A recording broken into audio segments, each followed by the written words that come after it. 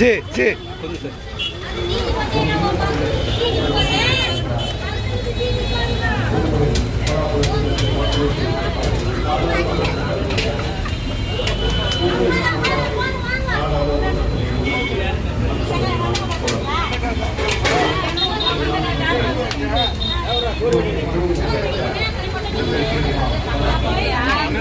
கொஞ்சம் போனா கொஞ்சம் போன பாடி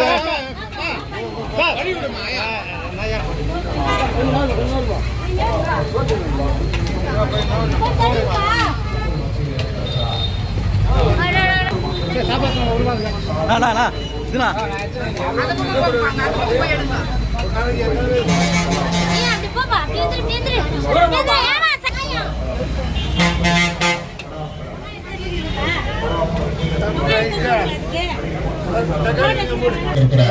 உங்கள் சின்னமா பலாப்பழம் நடிகர் மன்சூர் அலிகான் அவர்கள் இது உங்கள் மத்தியில் அவர்கள் வந்து கொண்டிருக்கிறார். உங்கள் சின்னமா பலாப்பழம், நமது சின்னமா பலாப்பழம். பலாப்பழம் சின்னத்தில் வாக்கு கேட்டு நடிகர் மன்சூர்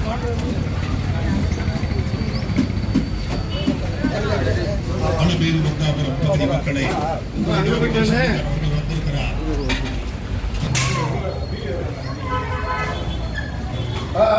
சாப்பாடு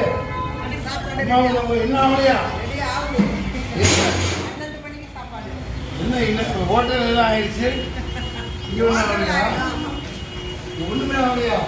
சாப்பாடு சரி இப்பதான் செய்ய போறோம் சார். இனிமேல் செஞ்சு எப்ப சாப்பிட வருது? 12:30 மணிக்கு வருவாங்க எல்லாரும் சாப்பிட.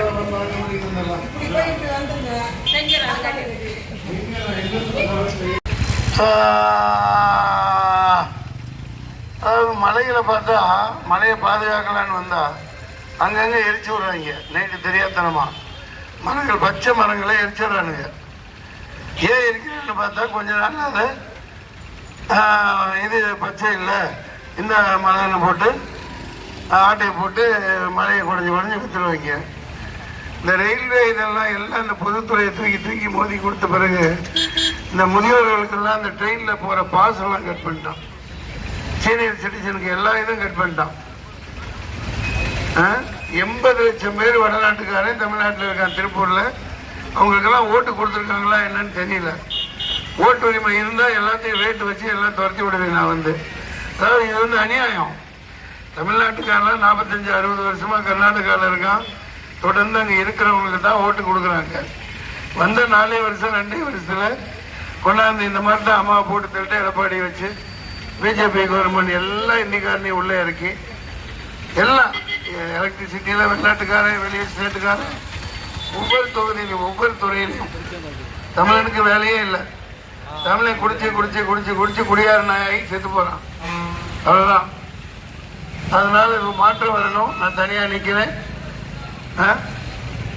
அப்புறம் பேசுவோம். தொட்டு போயிலுங்க, முள்ளமேல் போயிலுங்க, ஓட்டு பிடிங்க போயிலுங்க, காசு கொடுத்து ஓட்டு வாங்கினவங்கெல்லாம் துரத்தி விட்டுட்டு அவங்களுக்கு ஓட்டு போட்டீங்கன்னா நீங்கள் பிச்சைக்காரங்களாவே இருப்பீங்க. எனக்கு ஓட்டு போட்டீங்கன்னா உங்களை எல்லாம் முதலாளி வைக்கிறேன். தூக்குப்பா வண்டியை தூக்குப்பா, ஏசி காயத்துக்குள்ளே தூக்கு எடுத்துட்டாங்க.